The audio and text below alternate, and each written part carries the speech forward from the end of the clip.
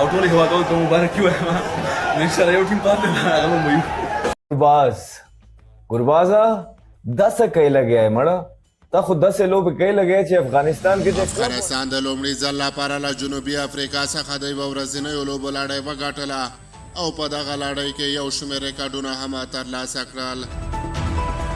سلام ستړي مه شئ، پام وکړئ د یاران ټي وي یوټیوب چینل څخه تازه او مهم خبر ته لا تھا یس یس یس کو افغانستان.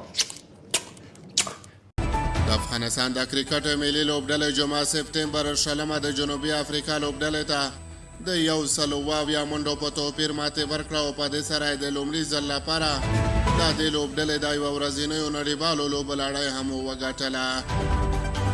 افغانستان د جنوبي افریقا لوبډلې ته د ګټلو لپاره د 312 منډو هدف ورکړی و چې پوره نه شو او د سیاله لوبډلې ټول لوبغاړي د لوبې په 4.2 اورونو کې په داسې حال کې وسوځېدل چې یوازې 140 منډې وکړې.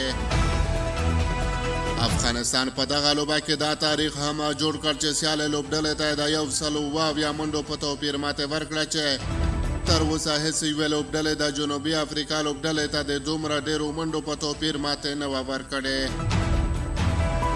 د افغانستان لپاره په توپ وهنه کې رحمان الله ګربز عظمت او مرزي ډېرې منډې وکړې. ګربز 115 او مرزي 8 سوځېدلې منډې وکړې.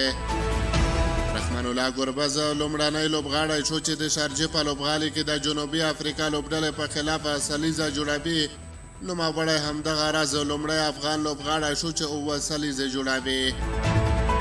په توپ اچونه کې بیا راشد خان او ننګیالی خروټی ښه وځلېدل.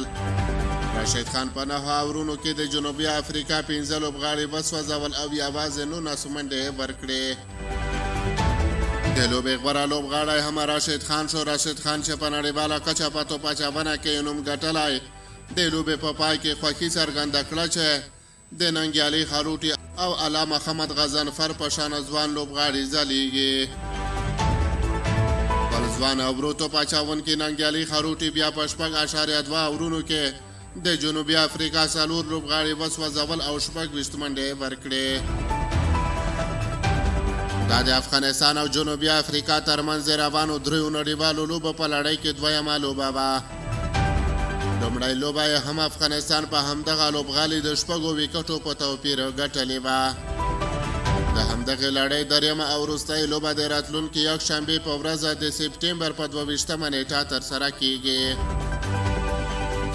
دا لومړی ځل نه دی چې افغانستان کومه ستره لوبډله په دومره ستر توپیر ماتوي، بلکې په 2023 کال 50 نړیوال جام کې هم انګلستان، پاکستان او سریلانکا ته په ماتې ورکولو نږدې وه چې نیمه پای لوبې ته لار ومومي. همدغه روان کال یې په 20 نړیوال جام کې هم د استرالیا او نیوزیلینډ په ګډون سترې لوبډلې ماتې کړې چې نیمه پای لوبې ته لار ومونده. افغان لوبډلې ته د ځوانو لوبغاړو راتګ او په وروستیو کې پرله پسې بریا او باور او جرأت ورکړی چې د نړۍ هرې لوبډلې ته ماتې ورکړي.